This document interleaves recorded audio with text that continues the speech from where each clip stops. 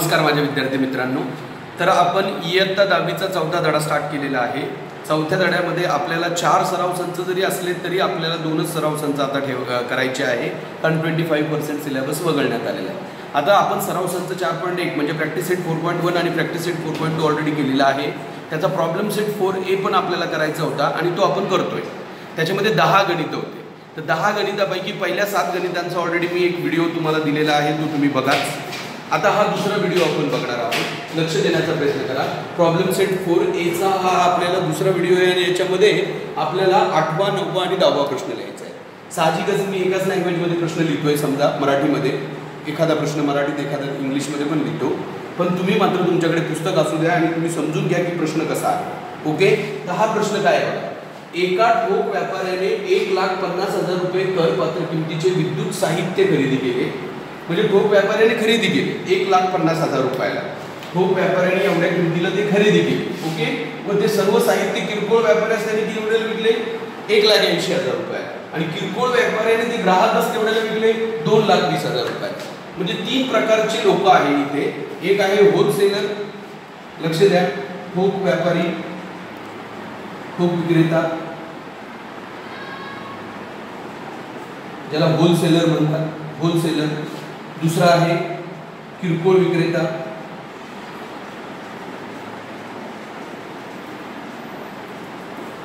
त्याला किरकोळ विक्रेत्याला रिटेलर म्हणतात, रिटेलर. ओके. आणि तिसरा आहे ग्राहक, कस्टमर. लक्ष देण्याचा प्रयत्न करा. हा काय करतोय? ठोक व्यापारी काय करतोय? एक वस्तू काय करतोय? 1,50,000 रुपयाला घेतोय. 1,50,000 रुपयाला घेतोय. हा घेतोय 1,50,000ला आणि विकतोय 1,80,000ला. राईट. आणि हा काय करतो? किरकोळ विक्रेता. मग हा ज्या किमतीला वस्तू विकतोय याला, हा तेवढ्या किमतीला तो काय करतोय? खरेदी करतोय. आणि ग्राहकाला मात्र 2,20,000ला काय करतोय? विकतोय. तर आपल्याला कुणाची खरेदी किती आहे, विक्री किती हे कळून जातं. होलसेलर केवढ्याला परचेस करतोय? 1,50,000 आणि सेल केवढ्याला करतोय? 1,80,000. हा रिटेलर जो आहे तो केवढ्याला परचेस करतोय? 1,80,000ला आणि सेल केवढ्याला करतोय? 2,20,000ला. ओके. आणि कस्टमर काय करतोय? फक्त खरेदी करतोय, विकत नाही. कस्टमर काय विकणार त्या वस्तूला? म्हणून कस्टमर फक्त जीएसटी भरतो, लोकांकडून जीएसटी गोळा करत नाही. पण हा बिचारा काय करतो? जीएसटी भरतो पण आणि याच्याकडून जीएसटी गोळा करतो. आणि हा काय करतो? जीएसटी भरतो पण आणि याच्याकडून पण गोळा करतो. पण कोणत्या किमतीवर जीएसटी भरला जातोय आणि कोणत्या किमतीवरती गोळा होतोय हे मात्र तुम्हाला कळायला पाहिजे. तर त्यांचा प्रश्न तोच आहे मग की ठोक व किरकोळ विक्रीचे जे कर बीजक असतील तर त्याच्यामध्ये करांची आकारणी करा. तुम्ही कर कसा आकारला गेलेला असेल आणि ठोक व्यापाऱ्याचा तसेच किरकोळ व्यापाऱ्याचा देय सीजीएसटी आणि देय जीएसटी काढा, जेव्हा की जीएसटीचा दर किती आहे? 18%. किती टक्के? 8. तर एकदम सोपं आहे बाळांनो. ठोक व्यापाऱ्याचं आणि किरकोळ व्यापाऱ्याचं हे गणित. तर आपण पहिल्यांदा करूया ठोक व्यापाऱ्या. ठोक व्यापाऱ्यासाठी फॉर होलसेलर, फॉर होलसेलर.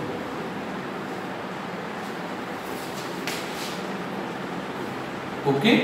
तर स्टेप मात्र तेवढाच असणार. होलसेलरच्या पण तेवढ्या स्टेप असणार. कोणत्या? कारण इथं कसे आता हे व्यापारी लोक आहे. व्यापारी लोकांचा भरावा लागणारा जो जीएसटी असतो त्याला पेएबल जीएसटी म्हणतात, पेएबल सीजीएसटी म्हणतात, पेएबल एचजीएसटी म्हणतात. देय, देय इथं शब्द आलेला आहे बघा. ठोक व्यापाऱ्याचा तसेच किरकोळ व्यापाऱ्याचा देय सीजीएसटी व देय एचजीएसटी काढा. देय म्हटलं की पेएबल आणि पेएबल म्हटलं की तुमच्या डोक्यात स्टेप आल्या पाहिजे. जीएसटी भरला किती आणि जीएसटी गोळा किती केला, इनपुट टॅक्स किती आणि आउटपुट टॅक्स किती. लक्षात ठेवा बाळांनो प्लीज. ठोक व्यापाऱ्यासाठी पहिली स्टेप असणार इनपुट टॅक्स,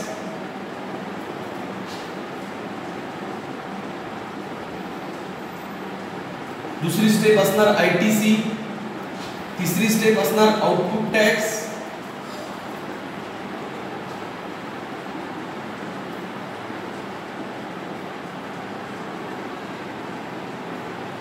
चौथी स्टेप असणार पेएबल जीएसटी,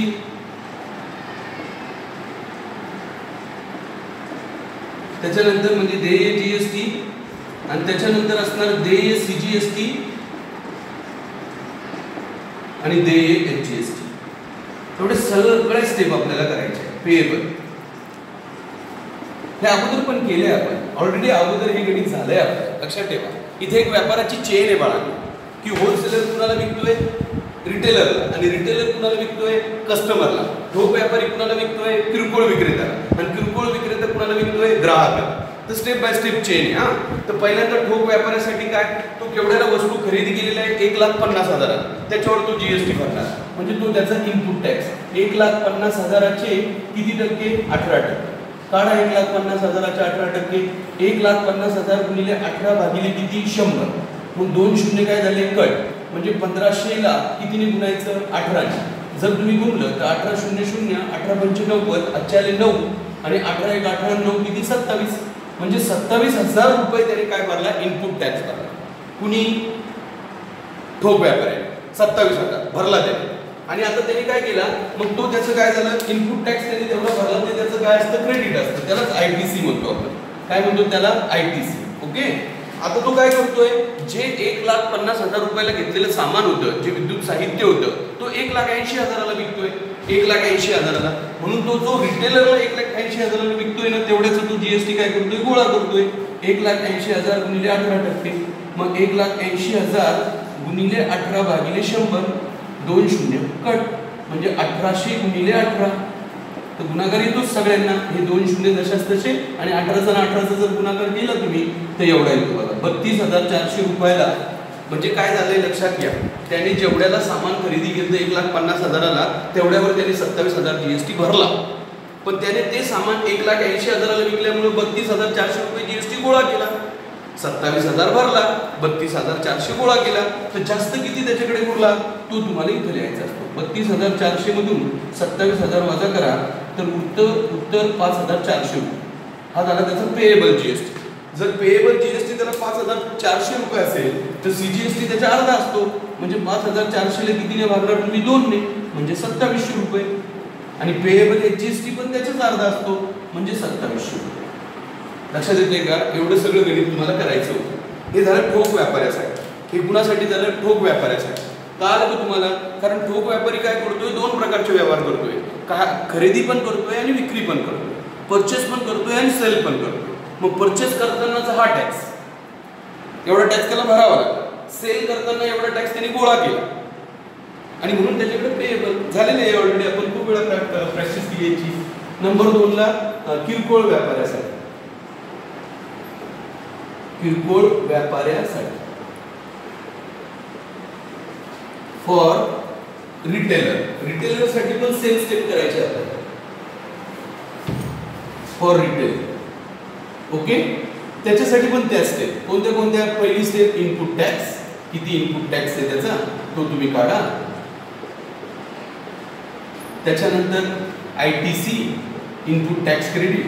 त्याच्यानंतर आउटपुट टॅक्स. आउटपुट टॅक्स म्हणजे त्याने किती टॅक्स गोळा केला.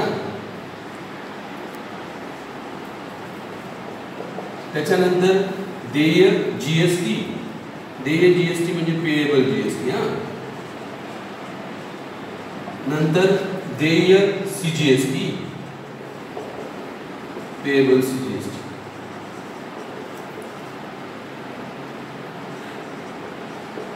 आणि देय एचजीएसटी.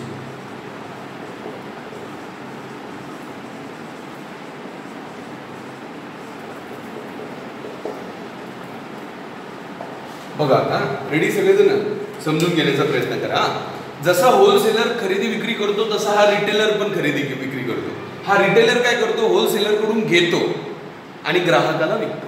त्याने घेतलं केवढ्याला, 1,80,000ला. कारण याने 1,80,000ला याला विकलं, याचा अर्थ याने ते 1,80,000ला खरेदी केलं आणि विकलं मात्र 2,20,000. तर घेताना इनपुट टॅक्स 1,80,000चाच भरावा लागणार त्याला. 1,80,000चे 18%, आत्ताच काढले होते आपण ते.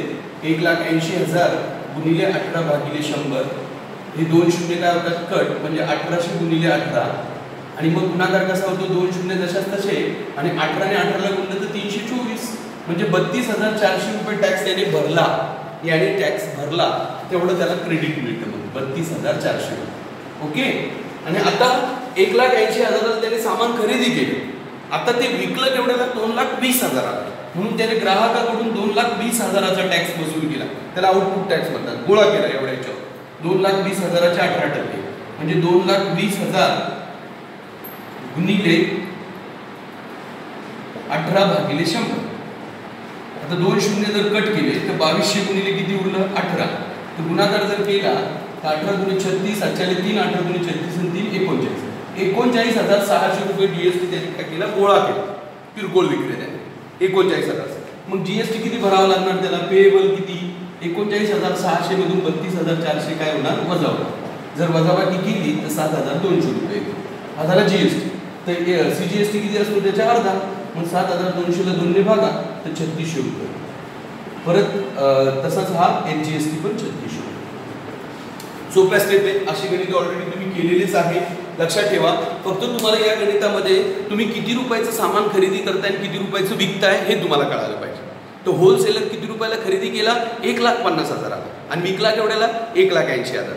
म्हणून 1,50,000चा जो टॅक्स राहील तो इनपुट आणि 1,80,000चा जो राहील तो आउटपुट.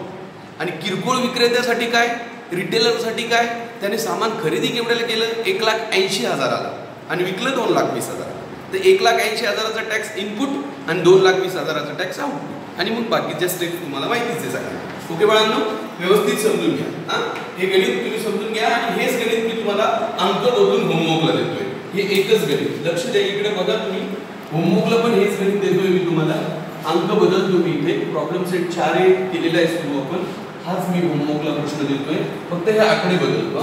इथे 1,50,000 आहे तिथे मी 1,20,000 करतो.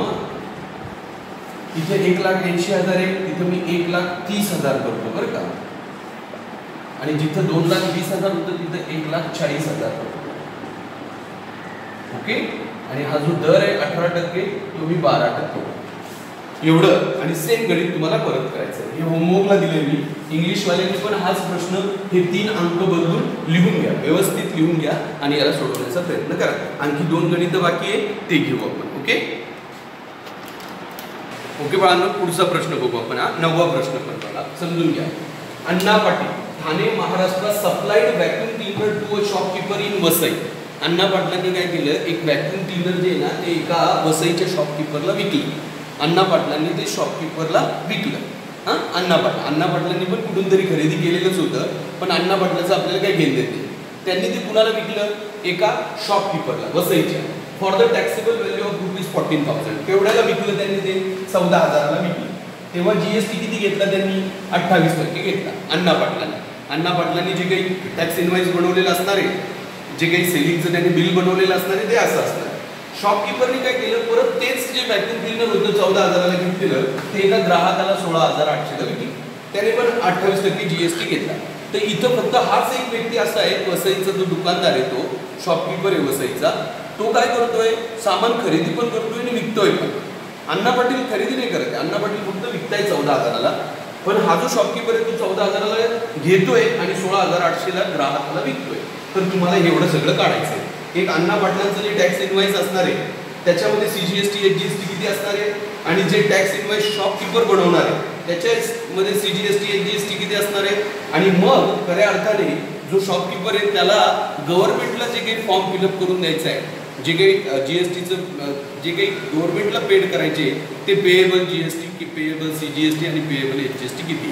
तर बघा तुम्हाला समजेलच. एकदम अवघड नाहीये अजिबात अवघड नाहीये. पहिलं उत्तर बघा तुम्ही टॅक्स इनवाइस issued by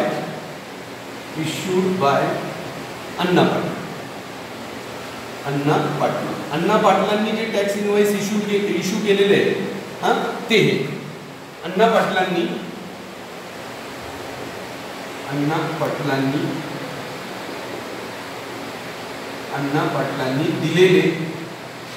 दिलेले कर विचार.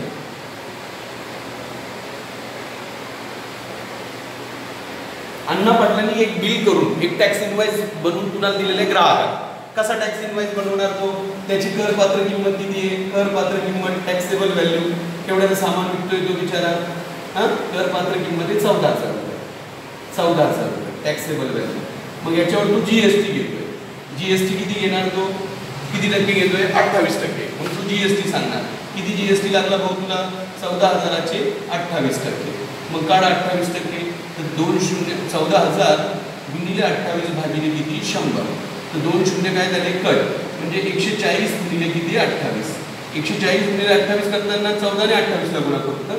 28 गुणिले 14, 14 8 112 किंवा 4 ने गुणा. 4 8 32, 3 4 8 3 11 प्लस 8 1 8 आणि 2 म्हणजे 2 9 3 392. म्हणजे 3920 रुपये GST पण लावला त्याने. जर 3920 रुपये GST लावलेला असेल तर CGST किती लावला असेल त्याने? 3920 च्या किती अर्धे म्हणजे किती रुपये लावला असेल CGST? तर बे 9 18 62 1960 रुपये. आणि मग HGST किती रुपये लावला असेल त्यांनी?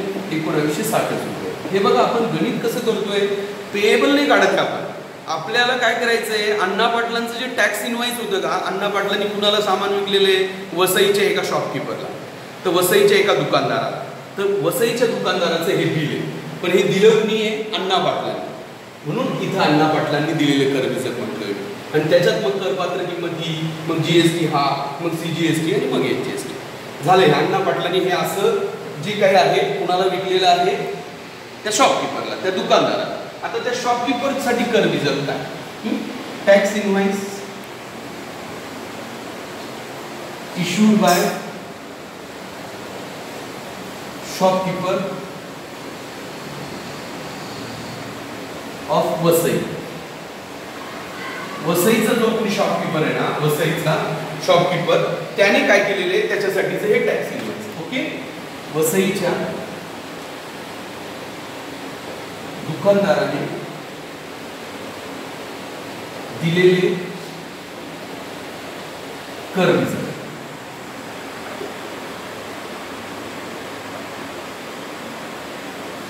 लक्षात घ्या तुम्ही, पूर्ण गणित झाल्यावर आपण परत चर्चा करूया या संदर्भात. लक्ष द्या काय झालंय. हे बिल कुणी दिलेलं आहे? हे बिल कुणी दिलेलं आहे? अण्णा पाटलांनी. पण हे बिल जरी अण्णा पाटलांनी दिलेलं आहे तरी हे बिल मिळालं कुणाला आहे? या दुकानदाराला. आणि ह्या दुकानदाराने जे बिल बनवलेलं आहे ते बिल कुणाला मिळणार? ग्राहकाला. ते ग्राहकाला. पण ते आपण तेवढंच काढणार, टॅक्सेबल व्हॅल्यू आणि GST. टॅक्सेबल व्हॅल्यू, करपात्र किंमत किती? करपात्र किंमत किती आता ह्या दुकानदाराची? दुकानदाराने ग्राहकाला केवढं विकले ते सामान? 16,800 रुपये. किती रुपयाला? 16,800 रुपये. हे बघ इथं दिलेलं आहे बघ की shopkeeper sold it to the customer at the same GST rate for ₹16,800. पण GST तेवढाच घेतला त्याने, पण किती? 28%. म्हणून 16,800 चे 28%. ओके, मग 16,800 गुणिले 28 भागिले 100. आता जर भागाकार केला तर 2 शून्य काय होतात? कट. म्हणजे 168 ला किती गुणायचं आहे? 28 ने. कसं गुणणार? हे 168 आणि गुणिले 28 ला 8 8 64 48 6 8 6 48 2 50 4 54 5 8 1 8 5 13 प्लस 2 8 16 20 12 आणि 13 2 2 1 3 4 0 7 आणि 4 4,704. ओके, हा GST लागला बाळा. ओके, बघा आता 8 8 64 4 8 6 8 6 48 48 6 54 5 8 1 8 5 13 प्लस 2 8 16 20 12 आणि 13 1 2 1 3 4. अगदी बरोबर, 4,704 रुपये हा काय लागला? GST. ओके, मग CGST किती लावला असेल त्याने?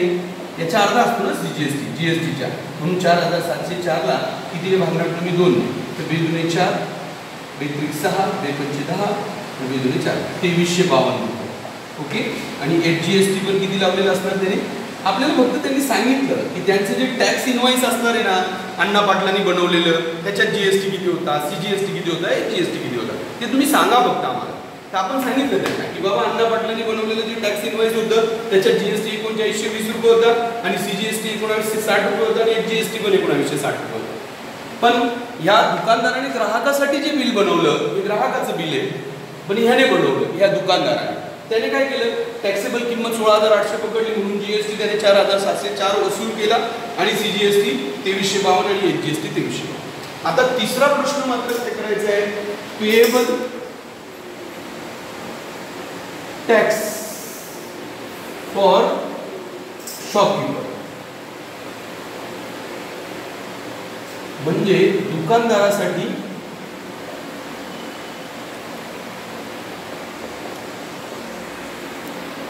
देय कर काढायचा आहे. दुकानदार असा व्यक्ती आहे इथे एवढ्या याच्यात की तो सामान खरेदी पण करतोय आणि विकतोय पण, तर त्याच्यासाठी देय कर काढायचा आहे. तर त्याच्यासाठी देय कर काढत असताना पेएबल टॅक्स काढत असताना मग ते स्टेप येणार आहेत आपल्याला. इनपुट टॅक्स,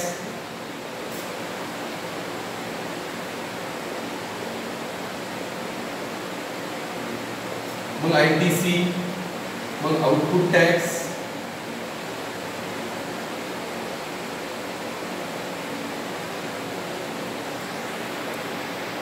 मग डे GST, पेएबल GST समजा,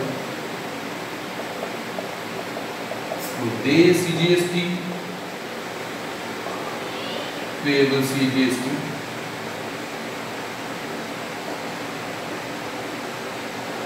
आणि मग डे GST. बस एवढं गणित आपल्याला करायचं आहे. तर आता आपण काय करणार आहे माहिती आहे का? आता आपण इनपुट टॅक्स मोजत नाही बसणार ना, आपण डायरेक्ट टॅक्स घेणार. आता इनपुट टॅक्स किती आहे, हा किती रुपये भरला होता, त्या दुकानदाराने किती रुपये भरला होता एवढा, हा दुकानदाराने भरलेला GST आहे. हा कारण हे अण्णा पाटलांनी दुकानदाराला विकलं होतं ह्या पद्धतीने, म्हणून याने भरलेला GST हा आणि वसूल केलेला GST हा, या दोन किमती इथे घ्यायच्या आपल्याला. फक्त 3920 रुपये त्याने काय केला, भरला, तोच त्याला काय मिळाला, क्रेडिट मिळाला, राईट. आणि आउटपुट टॅक्स किती घेतला त्याने, 4704 रुपये. आणि मग त्याच्याकडे जास्तीचा टॅक्स किती उरला, 4704 मधून 3920 काय करणार तुम्ही, वजा. तर वजा बाकी जर केली तुम्ही तर 10 तून 2 गेले 8 आणि 47 मधून 40 गेले 7, 784. मग 784 चे अर्धे केले तुम्ही समजा, तर 2 6 9 18 392 रुपये, आणि हे पण 392. असे 3 टप्पे गणिताचे लक्षात ठेवा. हा एकदम व्यवस्थित समजून घ्या तुम्ही, काहीच प्रॉब्लेम नाही. पहिला प्रश्न होता तुमचा की अण्णा पाटलांनी जे काही टॅक्स इनवाइस बनवलेले आहे त्याच्यात GST किती आहे, CGST किती आहे, HGST किती आहे, तर हा झाला अण्णा पाटला. आणि त्याच्यानंतर जो शॉपकीपर होता, जो दुकानदार होता, त्याने बनवलेलं जे टॅक्स इनवाइस होतं ते कसं होतं ते पण दाखवलं आपण. आणि मग त्याच्यासाठी पे एकदम इझी बघा, गणित वाचा नाही समजून येईल. ओके बाळांनो, हा एक शेवटचा प्रश्न आहे बाळांनो. हा पण प्रश्न खूप इम्पॉर्टंट आहे, परीक्षेला मे बी विचारतील किंवा नाही विचारतील, कारण तर गुंतागुंतीचे प्रश्न. काय झाले आता बघा, उत्पादकाने एक बिल बनवलेले, वितरकाने एक बिल बनवलेले आणि रिटेलरने एक बिल बनवलेले. हे जे रिटेलरने जे बिल बनवलेले ते कुणासाठी असतं, ग्राहकासाठी. वितरकाने जे बिल बनवलेले ते कुणासाठी असणार, रिटेलरसाठी. आणि उत्पादकाने जे बिल बनवलेलं असणार आहे ते कुणासाठी असणार आहे, वितरकासाठी. तर हा जो आहे हा व्यक्ती सुद्धा कर भरतोय, पण याला 5000 रुपयाच्या वरचा कर या व्यक्तीला उत्पादकाला भरावा लागणार आहे. तुम्ही सरळ सरळ गणित समजून घ्या एकदा, मी गणित लिहितोय एकदा. त्यांचा प्रश्न काय आहे की उत्पादकाने, वितरकाने व किरकोळ व्यापाऱ्याने शासनाकडे किती रुपये वस्तू व सेवा कर कोणत्या शीर्षकाखाली भरला हे तुम्ही दाखवणारे वितरण पत्रक तयार करा. म्हणजे उत्पादकाने किती कर भरला, उत्पादकाने डायरेक्ट या किमतीवर कर भरला, ह्या किमतीवर करपात्र किंमत उत्पादकासाठी 5000 रुपये. 5000 रुपयालाच त्याने जी वस्तू विकलेली आहे तो सगळा कर त्याने भरून टाकलेला आहे, याच्याकडून वसूल करून. लक्षात घ्या, उत्पादक या 5000 रुपयाला कर वितरकाला वस्तू विकतोय, तो त्याचा आउटपुट टॅक्स असतो. खरं तर गोळा करतोय हा उत्पादक तेवढा. उत्पादक किती गोळा करतोय बघा, उत्पादकाने आपली जर बिल बनवलेली त्याच्यात कर पात्र किंमत 5000 रुपये दाखवलेली, आणि 5000 रुपयावर GST किती रुपये, 5000 गुणिले 12% म्हणजे 50, 2 शून्य कट 12% GSTचा रेट ठरलेला आहे बाळांनो प्रत्येक वेळा. मग 5000चे 12% काढले तर 600 रुपये GST जमा झाला त्याचा, आणि CGST 300 रुपये आणि HGST 300 रुपये. लक्षात घ्या, 600 रुपये GST, CGST 300 रुपये, HGST 300 रुपये. लक्षात ठेवा तुम्ही. हा हे कुणाचं आहे, उत्पादकाचं. पण हा उत्पादकाने GST जरी भरलाय तरी हा त्याने कुणाकडून वसूल केलेला आहे, वितरकाकडून. हा वितरकाकडून वसूल केलेला आहे त्याने खरा तर. आणि मग वितरकासाठी काय होणार आहे, कर पात्र किंमत जरी 6000 रुपये असेल तरी ही वितरकाने 6000 रुपयाला वस्तू कुणाला विकलेली, किरकोळ व्यापाऱ्याला. किरकोळ व्यापाऱ्याला जर त्याने 6000 रुपयाला वस्तू विकलेली असेल तर इनपुट टॅक्स याच्यासाठी कोणता असणार, हा जो त्याला टॅक्स क्रेडिट मिळणार, इनपुट टॅक्स 600 रुपये, हा त्याचा इनपुट टॅक्स झाला. कुणाचा,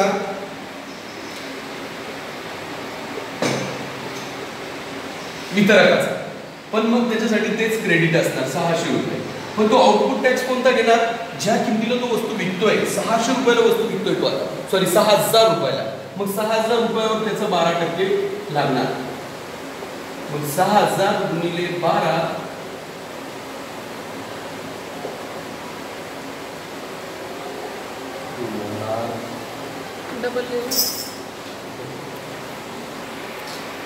ओके. बघा तुम्ही थोडंसं कॉम्प्लिकेटेडच आहे, लक्ष द्या तुम्ही, मी नंतर तुम्हाला एक्सप्लेन करतो.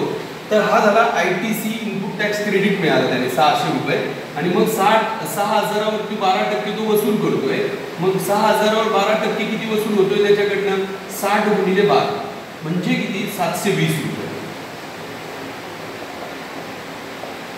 720 रुपये जर त्याच्याकडून वसूल होत असेल तर पेएबल जीएसटी किती त्याच्यासाठी?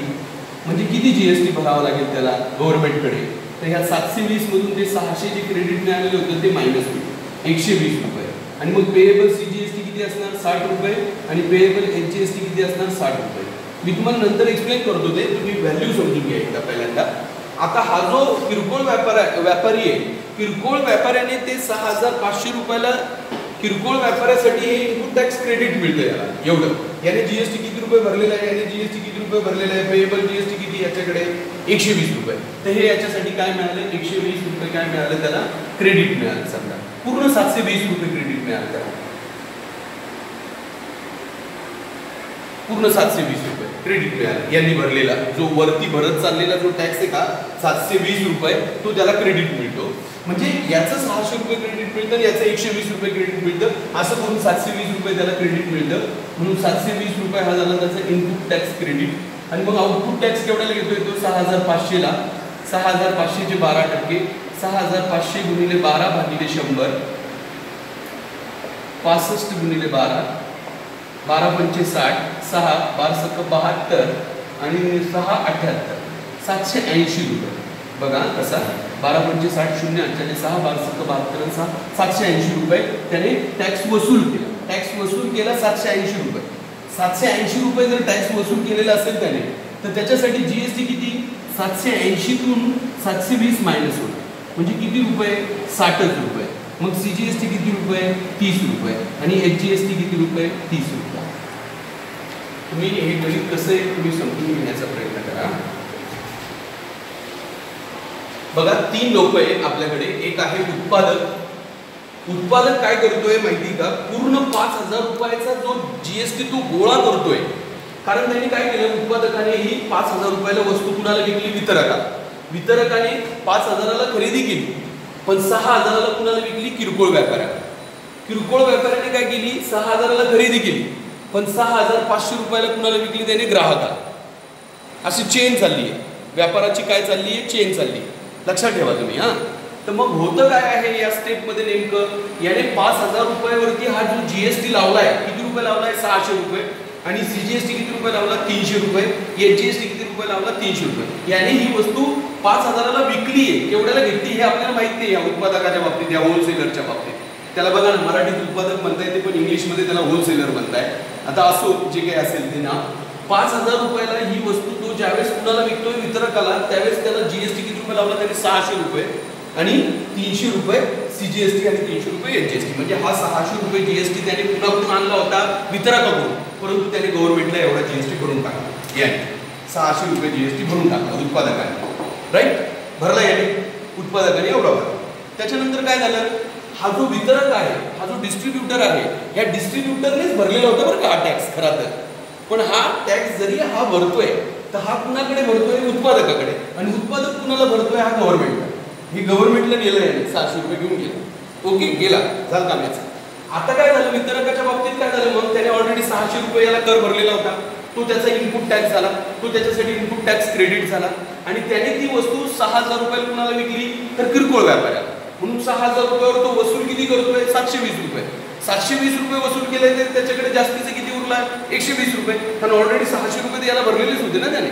मग 120 रुपये त्याच्याकडे जास्तीचे उरले. हा 120 रुपये याच्यासाठी खरा जीएसटी. कुणासाठी? वितरकासाठी. पण वितरक हा 120 रुपये जीएसटी गव्हर्नमेंटला भरून टाकतो. पण वितरकाने स्वतः 720 रुपये याच्याकडून वसूल केलेला होता. 720 वसूल केलेला होता, पण 120 रुपये गव्हर्नमेंटला भरला. 600 रुपये ऑलरेडी त्यांनी अगोदर भरलेले होते. तर हा बिचारा जो आहे ना किरकोळ व्यापारी, त्याने याला 720 रुपये कर दिला ना आउटपुट टॅक्स. जो याच्यासाठी आउटपुट टॅक्स आहे तो याच्यासाठी इनपुट टॅक्स असतो. तो झाला 720 रुपये. ते त्याला क्रेडिट मिळालं. आणि त्याने ग्राहकाला ती वस्तू 6,500ला विकली. 6,500 वर त्याने किती रुपये कर घेतला? 780 रुपये कर घेतला. 6,500 चे 780 रुपये कर घेतला. मग 780 रुपये जर कर घेतला त्याने, तर याचा अर्थ त्याच्याकडे जास्तीचा कर किती जमा झाला? 60 रुपये फक्त. कारण 720 त्यातले त्याने भरलेलेच होते. आणि मग त्याने 30 रुपये CGST भरला. हे अशा चेन आहे बाळांनो व्यापाऱ्याच्या. हा, आणि आता आपल्याला दुसरा प्रश्न असा विचारला की ग्राहकास ती वस्तू केवढ्याला मिळेल. ग्राहकासाठी वस्तूची किंमत